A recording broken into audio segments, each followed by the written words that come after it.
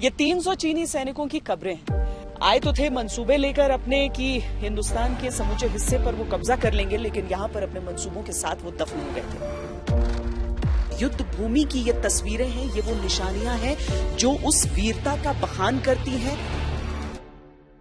एक दूसरे का साथ और विश्वास, जुनून और जज्बा, अपने नाम पर गुमान और अपने रेजिमेंट की शान, यही सब है जो एक सिपाही को ऐसी मुश्किल परिस्थितियों में भी उनका सामना करने का हौसला उसको देता है।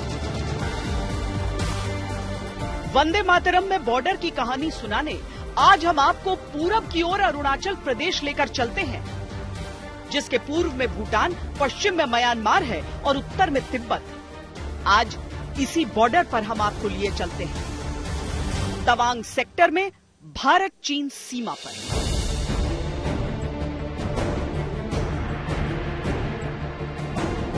इस सरहद पर आपको 1962 युद्ध के बंकर दिखाएंगे।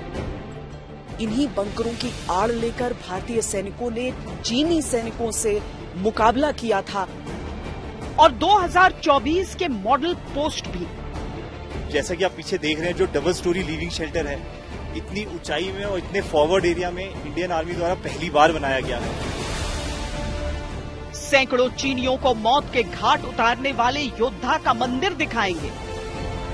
शौर्य में यूं तो हर देशभक्त की आस्था होती है, लेकिन ऐसी आस्था जहां पर एक भगवान समझकर किसी को पूजा जाए तो समझ लीजिए वीरता कैसी रही होगी। और दुश्मन को उसकी हद में रखने वाले आज के शूरवीर भी। देश सेवा सर्वोपरि है हमारे लिए, तो मौसम का कोई हम पे फर्क नहीं पड़ता और वैसे भी इस टेरेन में हम ढल चुके हैं। हिंदुस्तान का हौसला दिखाएंगे और हिंदुस्तान के हथियार भी।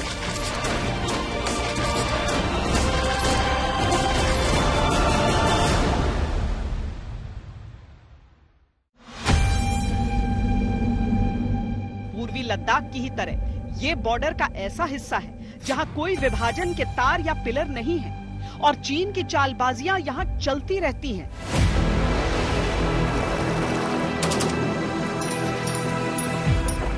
अरुणाचल प्रदेश को लेकर चीन की नीयत ठीक नहीं। वो तो अपना दावा ठोकने के लिए यहाँ के शहरों, कस्बों, पहाड़ों के नाम अपने हिसाब से रखते रहता है। बड़े नेताओं के अरुणाचल दौरे तक पर विरोध दर्ज कराता है।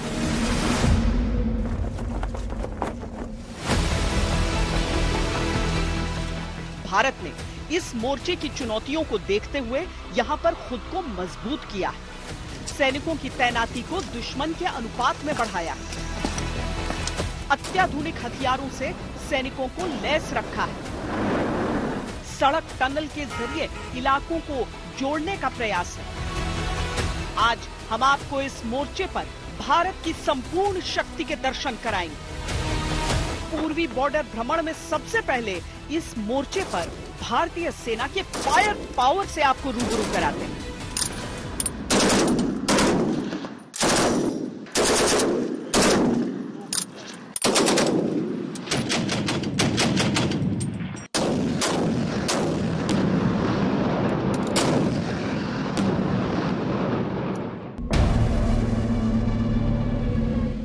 तवांग सेक्टर में ऊंचे पहाड़ हाई ऑल्टीट्यूड से लेकर सुपर हाई ऑल्टीट्यूड की श्रेणी में है।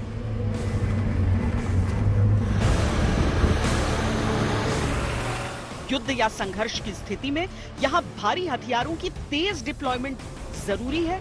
इसीलिए इस क्षेत्र में आसानी से ट्रांसपोर्ट होने वाली आर्टिलरी गन्स को तैनात किया गया है।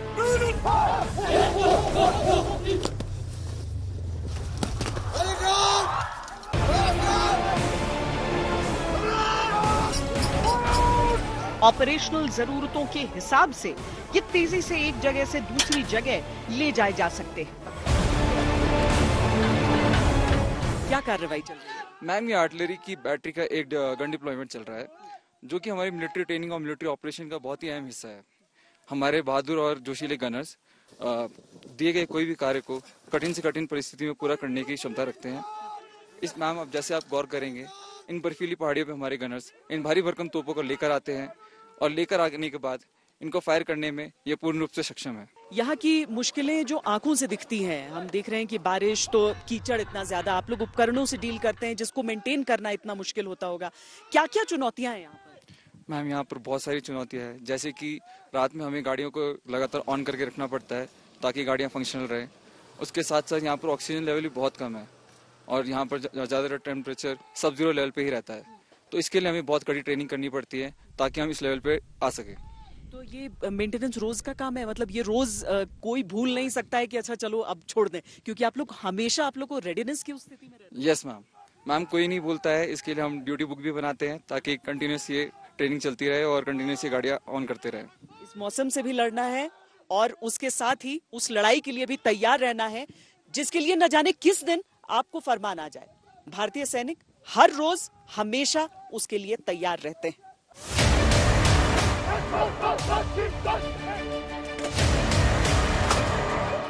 तोपखाने की बेजोड़ तैनाती है तो एयर डिफेंस भी दुरुस्त है। इस सरहद की संवेदनशीलता को देखते हुए उन्नत उपकरणों पर ही भरोसा है। ZU-23mm एंटी एयरक्राफ्ट गन एक शक्तिशाली और उत्तमजनक हथियार है जिसे जनित नवा उस्त नवा के नाम से भी जाना जाता है। यह हथियार वियतनाम युद्ध के बाद विश्व सैन्य शक्ति के बदलते इतिहास का गवाह है। इस हथियार को विश्व के 20 से अधिक देश इस्तेमाल कर रहे हैं। इस हथियार को 1976 में आर्मी एयर डिफेंस में शामिल किया गया था। यह हथियार भारतीय थल सेना का सबसे शक्तिशाली हथियारों में से एक है। इसे मूविंग के दौरान टोइंग हालत में भी फायर कर सकते हैं। मैन पोर्टेबल ईगला मिसाइल को 1988 में आर्मी एयर डिफेंस में शामिल किया गया था। इसकी अधिक मारक क्षमता के कारण यह विश्व में 30 से अधिक देशों में इस्तेमाल की जा रही है। मैन पोर्टेबल होने के कारण इसे एक स्थान से दूसरे स्थान तक आसानी से ले जाकर इस्तेमाल में लाया जा सकता है। भारत में इस मिसाइल सिस्टम को थल, जल और वायु सेना द्वारा इस्तेमाल किया जा रहा है। यह मिसाइल सिस्टम उत्तर में ग्लेशियर से लेके पूर्व में अरुणाचल प्रदेश की ऊंची पर्वत श्रृंखलाओं में अपना अहम योगदान निभा रहा है।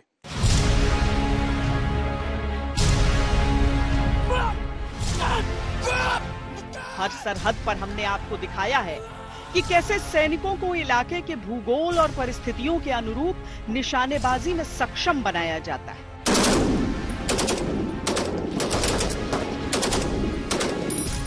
इस मोर्चे पर भी फायरिंग का अभ्यास ताबड़तोड़ था।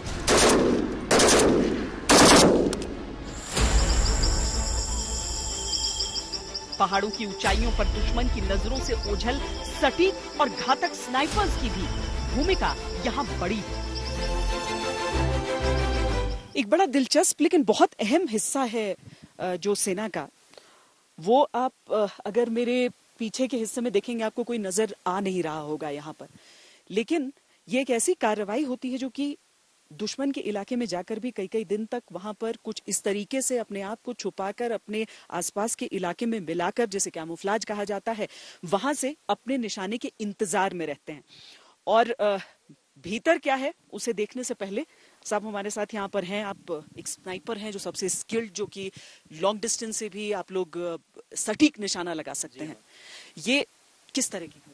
ये हथियार स्नाइपर राइफल है। एक स्नाइपर दस्ते में 2 जवान होते हैं। लड़ाई के दौरान स्नाइपर दस्तों का उपयोग दुश्मन के हाई वैल्यू टारगेट या वीआईपी को मार गिराने के लिए होता है। एक स्नाइपर दस्ता दुश्मन के इलाके में जाकर कई दिनों का घात लगाकर वहां मौजूद प्राकृतिक चीजों के सहारे जिंदा रहता है। इसलिए इसमें कितने दिन तक रह सकते हैं?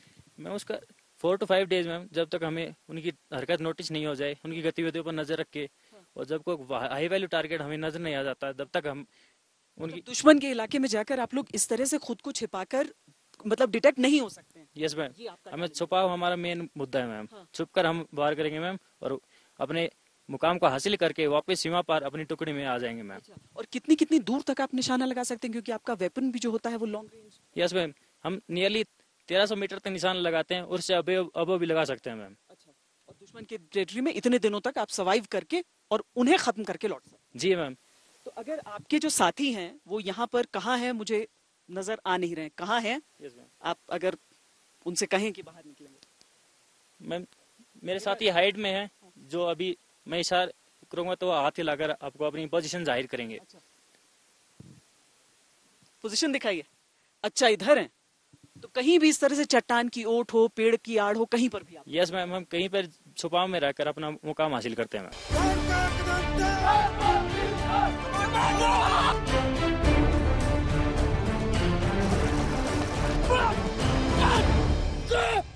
पूरे क्षेत्र में किसी भी इलाके में आप जाइए, आपको सैनिक वहां पर वो तैयारियां करते दिख जाएंगे जो कि युद्ध के क्षेत्र में जरूरी होती है, जो कि फॉरवर्ड एरियाज में जिनकी आवश्यकता होती है।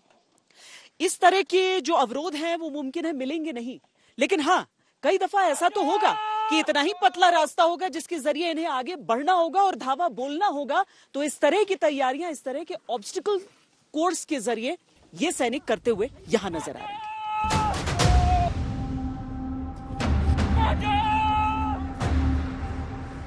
ये अभ्यास आपको सामान्य लग सकता है, लेकिन इन्हें युद्ध की परिस्थितियों की गहन समझ के साथ डिजाइन किया जाता है ताकि सैनिक रोजाना उस तैयारी से गुजरे जो उन्हें किसी भी आपात परिस्थिति के लिए दुरुस्त रखे। ये बैटल ऑब्स्टिकल कोर्स उसी की बानगी है।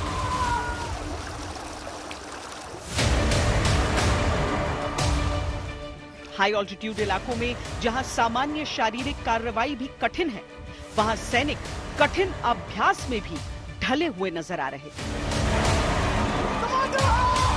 पर इतनी ऊंचाई पर शरीर पे कई तरह के खतरे होते हैं और उनसे निपटने के लिए डॉक्टरों की प्रशिक्षित टीम हमेशा तत्पर रहती है। कोई तकलीफ तो नहीं हो रही सांस लेने में?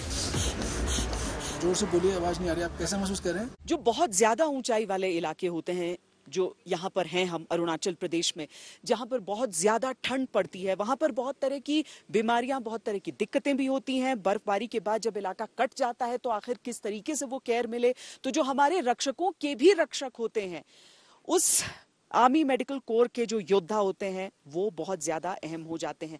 ये जो चीजें हैं, ये जो व्यवस्था है, इसके बारे में भी हम समझते हैं।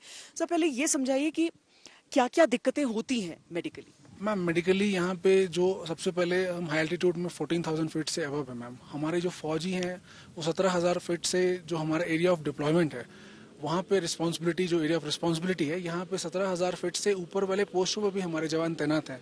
तो ऐसी जगह पे जो है हाई एल्टीट्यूड इलनेसेस के बड़े चांसेस होते हैं।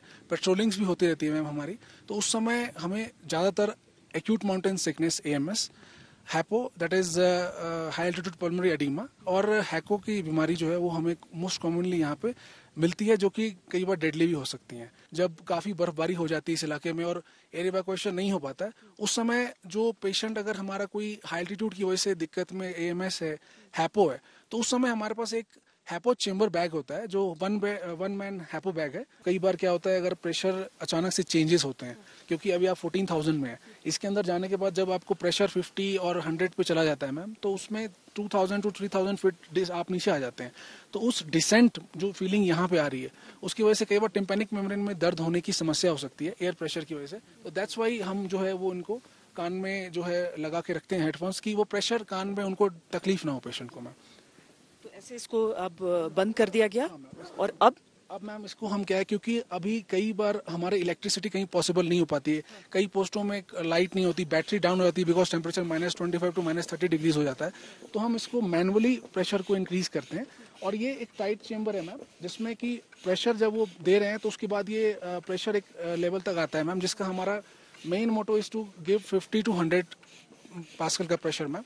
उसके बाद जो है वो एक बार जाने के बाद वी कैन कम्युनिकेट ऑल्सो, कि अगर हमारे कम्युनिकेट करना है इस पेशेंट के साथ, जैसे walkie talkie is there ma'am, अगर क्योंकि ये चेम्बर बंद है तो हम बात नहीं कर सकते, हम कम्युनिकेट नहीं कर सकते, तो उसके लिए जो है वो हम वॉकी टॉकी का इस्तेमाल करते हैं कि पेशेंट की कंडीशन अब कैसी है, उसको पहले से क्या सुधार हुआ है या नहीं हुआ है, और वो कैसा महसूस कर रहा है।